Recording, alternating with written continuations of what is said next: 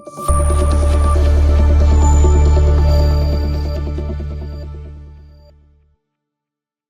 అందరికీ, welcome back to our channel. మరొక మంచి వీడియోతో అయితే వచ్చేసాను.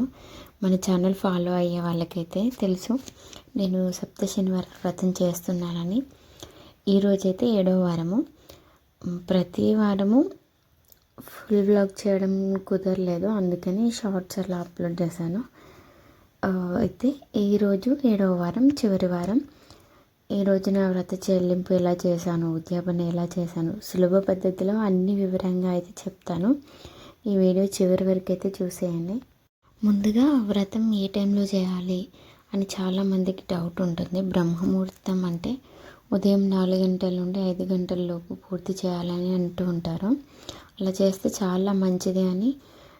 కానీ నాకు వీలు కాదు అనుకున్న వాళ్ళైతే ఉదయం 11 గంటల లోపు అయితే పూర్తి చేసుకోవాలి.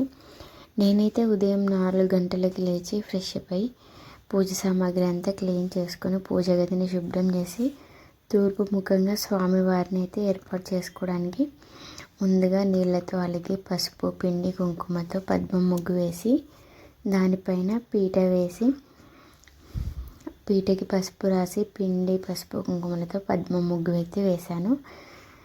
దానిపైన పసుపు రంగు వస్త్రాన్ని పరిచి దానిపైన గుప్పెడు బియ్యం తీసుకొని ఆ వస్త్రం పైన పరిచి స్వామివారి పటాన్ని తుడిచి బొట్లు పెట్టి అలంకరించుకున్న తర్వాత స్వామివారికి ఇష్టమైన ప్రసాదాలు అయితే చేయాలి. దానికి ముందు స్వామివారికి ఇష్టమైన చలిమిడితోనే ప్రమిదలు చేయాలి. 7 ప్రమిదలు చేయాలి. ఈ వ్రతంలో అతి ముఖ్యమైనవి బియ్యం పిండితోనే చలిమిడి ముద్దలు చేయాలి. అందులో బియ్యం పిండిలో బెల్లము, ఆవు నెయ్యి వేసి 7 లడ్డూలుగా చుట్టుకోవాలి. అలాగే బియ్యం పిండిలో అరటిపండు, బెల్లము, ఆవు నెయ్యి, ఆవు పాలు వేసి ముద్దగా చేసి 7 ప్రమిదలు అయితే చేసుకోవాలి. వాటికి నామాలు పెట్టుకోవాలి. ఇంకా డీటెయిల్గా ఫర్దర్ మరొక వీడియోలో అయితే అప్లోడ్ చేశాను. ఇక్కడ మా అమ్మ వచ్చేసి లాస్ట్ రోజు, చివరి రోజు కాబట్టి ఉద్యాపనకి 7 రకాల నైవేద్యాలు అయితే ప్రిపేర్ చేస్తున్నాము. ఇంకా ఈ ప్రాసెస్ అంతా నేను క్యాప్చర్ చేయడానికి నాకు వీలు అవ్వలేదు. స్వామివారికి ఇష్టమైన ప్రసాదాల్లో ముందుగా వచ్చేది లడ్డు ప్రసాదంగా పెట్టాలి. వీలైన వాళ్ళు 7 రకాల ప్రసాదాలు చేసుకోవచ్చు. నాకు అంత కుదరదు అనుకునే వాళ్ళు ఒక లడ్డు చేస్తే సరిపోతుంది. అయితే లడ్డూలు చేయడానికి అదే రోజు చాలా లేట్ అయిపోతుందని ముందు రోజు బూందీ లడ్డు అయితే చేసాము. ఇంకా ముందు రోజు చేసి అవి ఇంకా ముట్టకుండా పక్కన పెట్టేసాము అన్నమాట. నెక్స్ట్ డే ఉద్యాపన రోజు అంటే ఫ్రైడే మార్నింగే బూందీ లడ్డు అయితే ప్రిపేర్ చేసుకున్నాము. నెక్స్ట్ డే అంటే సాటర్డే మార్నింగ్ ఇలా 7 రకాల ప్రసాదాలు అయితే మా అమ్మ ప్రిపేర్ చేస్తుంది. నేను మార్నింగ్ 4కి అలా లేచి ఫ్రెష్ అప్ అయిపోయి పూజ సామాగ్రి అంతా క్లీన్ చేసుకొని ఇంకా పూజ గదిని శుభ్రం చేసుకొని స్వామివారి పటాన్ని అలంకరించుకోవడం కానీ ఇలా మొత్తం పూజ దగ్గరంతా నేను చూసుకున్నాను. ప్రసాదాలు అంతా మా అమ్మ అయితే ప్రిపేర్ చేసింది. ఇంకా 7 రకాల పండ్లు, 7 రకాల పువ్వులు ఇట్లా అన్నీ సెపరేట్గా స్వామివారికి అయితే ముందైతే ఇస్తార్లో పెట్టాము. ఇంకా పూజ అయితే స్టార్ట్ అయిపోయింది. నేను చేసిన 7 రకాల ప్రసాదాలు అంటే బూందీ లడ్డు, నువ్వుల లడ్డూలు, తర్వాత సీర, బెల్లపన్నం, అదే పరమాన్నం అని కూడా అంటాను, దద్దోజనం, ఇంకా మినపవడలు, ఇంకా పునుగులు. ఇలా 7 రకాల ప్రసాదాలు అయితే చేశాను. అవి కాకుండా మామూలుగా మనకి చలిమిడి, వడపప్పు, పానకం, చలిమిడి ముద్దలు అయితే అవి సెపరేట్. వీలు కాని వాళ్ళు వాటినే ఇంక్లూడ్ చేసుకొని 7 రకాల ప్రసాదాలు చేయవచ్చు. 7 రకాల ప్రసాదాలు ఖచ్చితంగా చేయాలంటే అవసరం లేదు, వీలుని బట్టి చేసుకోవచ్చు. నేనైతే ఇక్కడ 7 రకాల ప్రసాదాలు ప్రిపేర్ చేశాను. 7 రకాల పండ్లు తీసుకొచ్చాను. ఇంకా స్వామివారికి ధోతి పంచె కండువా సమర్పించాను. ఇంకా అలా అమ్మవారికి చీరే వాయినంగా పెట్టాను. అలాగే 7గురికి అయితే వాయినం ఇచ్చాను. పూజకు ముందే 7గురికి వాయినం ఇవ్వడానికి 7 శనివారాల వ్రత బుక్ అయితే మనకి మార్కెట్లో అవైలబుల్లో ఉంది. ఆ బుక్స్, ఇంకా గాజులు, పసుపు, కుంకుమ, సోంపు ప్యాకెట్, తమలపాకులు, అరటి పండ్లు ఇలా అన్నీ ముందు రోజు తెచ్చి అన్నీ రెడీగా పెట్టుకోవాలి. ఇంకా పూజకు ముందే అన్నీ ప్రిపేర్ చేసి పెట్టుకున్నా. వాయినం ఇవ్వడానికి కూడా అన్నీ ప్రిపేర్ చేసి పెట్టేసుకున్నా. ఎంత ప్రిపేర్ చేసుకున్నా సరే ఇంకా మధ్యాహ్నం అయిపోయింది పూజ చేయడానికి. నాకు చిన్న పాప ఉంది. ఆ పాపతోని చేయడానికి అవ్వదు. అంటే మార్నింగే చేయాలి అని ఖచ్చితంగా లేదు. మన భక్తితో చేస్తే ఎప్పుడైనా చేయవచ్చు. అలా అని మరీ లేట్ కాకుండా చూసుకోండి, అంతే.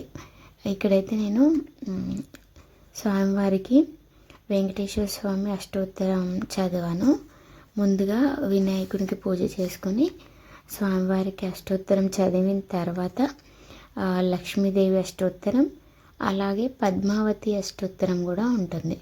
ఇవన్నీ మనకి బుక్లోనే ఉంటాయి. తర్వాత గోవిందనామాలు కూడా 108 గోవిందనామాలు కూడా చదివాను. ఇవన్నీ చదివేటప్పుడు మన వీలుని బట్టి పువ్వులు, అక్షంతలు, పసుపు, కుంకుమ దేనితో అయినా అర్చన చేసుకోవచ్చు. ఇంకా స్వామివారికి తులసి దళాలు చాలా ఇష్టం కాబట్టి తులసి దళాలు కూడా సమర్పించవచ్చు. ఇవన్నీ చదువుకున్న తర్వాత స్వామివారి వ్రతం కథ కూడా చదువుకున్నాను. తర్వాత ఇంకా కొబ్బరికాయ కొట్టి అన్నం కూడా, అంటే ఆ 7గురికి ఎవరైతే 7గురు వాయినం ఇవ్వాలి అనుకున్నానో ఇంకా వాళ్ళకి భోజనం కూడా ఏర్పాటు చేశాను. కాబట్టి అన్నము, పప్పు, చారు అవి కూడా నైవేద్యంగా పెట్టి ఇంకా చివరిలో కొబ్బరికాయ కొట్టి హారతి అయితే ఇచ్చాము.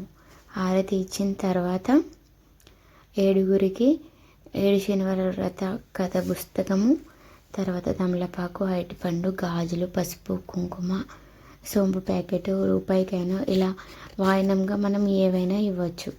వీటన్నిటిని ముందుగానే ఏర్పాటు చేసుకొని 7గురికి పసుపు బొట్టు పెట్టి వాయినం అయితే ఇచ్చాను. అలా వాయినం ఇచ్చిన తర్వాత వాళ్ళందరి దగ్గర ఆశీర్వాదం తీసుకొని, ఇంకా వాయినం ఇచ్చిన తర్వాత మనం వాళ్ళ ఆశీర్వాదం తీసుకోవాలి. వాళ్ళ ఆశీర్వాదం తీసుకున్న తర్వాత ఇంకా స్వామివారి తీర్థప్రసాదాలు అయితే వాళ్ళకి పంచిపెట్టాలి. మన కోసం కొద్దిగా ఉంచాలి. తర్వాత ఇంకా వాయినం ఇవ్వడం అయిపోయిన తర్వాత అందరికీ 7గురికే కాకుండా మా ఫ్యామిలీ చాలా పెద్దది. ఇంకా మా ఫ్యామిలీ మెంబర్స్ని, తర్వాత చుట్టుపక్కల వాళ్ళందరినీ పిలిచి భోజనాలు అయితే పెట్టాను. భోజనాలు అందరికీ పెట్టాలా అంటే అది కూడా అవసరం లేదు. వీలైతే ఒక జంటకి పెట్టడానికి ట్రై చేయండి. అది కూడా కుదరదు అనుకుంటే అవసరం లేదు. భోజనం పెట్టాలి అని ఖచ్చితంగా నేను అయితే చెప్పను. ఎవరిని వీలుని బట్టి వాళ్ళు చేసుకోవచ్చు. ఇక్కడైతే నేను పసుబొట్టు ఇచ్చిన కొన్ని క్లిప్స్ కూడా యాడ్ చేశాను. అందరికీ ఇచ్చేటప్పుడు క్లిప్స్ అయితే వీడియో తీయడానికి అయితే కుదరలేదు. అందుకని ఇంకా చివరిలో ఈ వీడియో అయితే యాడ్ చేశాను. ఇంకా డీటెయిల్గా ఫర్దర్గా మరొక వీడియో అయితే అప్లోడ్ చేస్తాను. ఆ వీడియోలో నేను క్లియర్గా చెప్తాను ఎలా నేనైతే నాకు తోచిన పద్ధతిలో నాకు వీలైనంత వరకు ఇలా అయితే ఉద్యాపన చేసుకున్నాను. అయితే స్వామివారికి మన దగ్గర ఉన్న దాంట్లో మనకి వీలైనంత వరకు ఖర్చు చేసుకొని చేసుకోవచ్చు. అలా అని అప్పు చేసి మాత్రం చేయకూడదు. అలా అని మనకి ఉన్నదానికన్నా ఇంకా ఎందుకులే అనవసరమైన ఖర్చు అనుకొని మాత్రం తగ్గద్దు. అలా అని లేనిపోని ఖర్చులు చేసి అప్పులు చేసి పూజ చేసుకోవద్దు అని మాత్రం వ్రతకథ పుస్తకంలో నేను చదివాను. అది చివరి రోజు ఉద్యాపన రోజు చదివాను. అప్పుడే అనిపించింది మనకి తోచినంత మన వల్ల అయ్యేంత ఓకే, నేను ఎఫర్ట్ చేయగలను అనిపిస్తే చేయొచ్చు. అలా అని కాకుండా మనకి ఎఫర్ట్ చేయలేకపోయినా కానీ లేనిపోని ఆర్భాటాలకు వెళ్ళి అనవసరమైన ఖర్చులు అయితే చేసుకోవద్దు అని చెప్పేసి అందులో వ్రతకథ పుస్తకంలో ఉంది. కాబట్టి నాకు ఒక జంటకి మాత్రమే పెట్టుకోగలను అని అనిపించింది. అందుకని ఒక జంటకి మాత్రమే బట్టలు పెట్టాను. 7గురికి వాయినం ఇచ్చి భోజనాలు అయితే పెట్టాను. భోజనాలు దాదాపు చుట్టుపక్కల వాళ్ళందరినీ పిలిచి భోజనం అయితే పెట్టాను. బట్టలు మాత్రం ఒక జంటకే పెట్టాను. 7గురి జంటలకు పెట్టేవాళ్ళు 7గురి జంటలకు కూడా బట్టలు పెట్టవచ్చు. వాళ్ళ స్తోమత దాన్ని బట్టి మనం చేసుకోవచ్చు. నేనైతే ఇక్కడ ఒక జంటకు మాత్రమే ఇచ్చాను. ఆ వీడియో క్లిప్ కూడా మిస్ అయిపోయింది. ఇంకా వీలు అవ్వలేదు, అన్ని వీడియోస్ తీయడం కుదరలేదు. ఎందుకంటే ఫస్ట్ స్వామివారికి భక్తితో పూజ చేసుకోవాలి, ఇంకా డిస్టర్బెన్స్ ఉండొద్దు అని చెప్పేసి నేను పూజ పైన కాన్సన్ట్రేట్ చేశాను. ఇంకా అందుకనే అన్ని వీడియోస్ తీయడం కుదరలేదు. ఇదండి, నేనైతే ఇలా చాలా సింపుల్గా అయితే స్వామివారికి అయితే చెల్లింపు చేసుకున్నాను. ఇది 7వ వారము.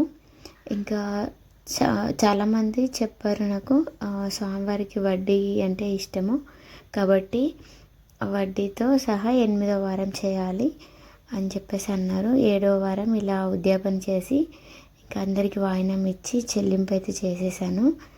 ఇంకా నెక్స్ట్ వారం 8వ వారం వడ్డీతో పూజ చేస్తే ఇంకా నా వ్రతం అయితే పూర్తయిపోతుంది. ఇంకా స్వామివారి దయ వల్ల ఎలాంటి ఆటంకం లేకుండా 8వ వారం కూడా పూర్తి అవ్వాలని కోరుకుంటున్నాను. ఇంతటితో ఈ వీడియో ఎండ్ చేస్తున్నాను. Bye bye.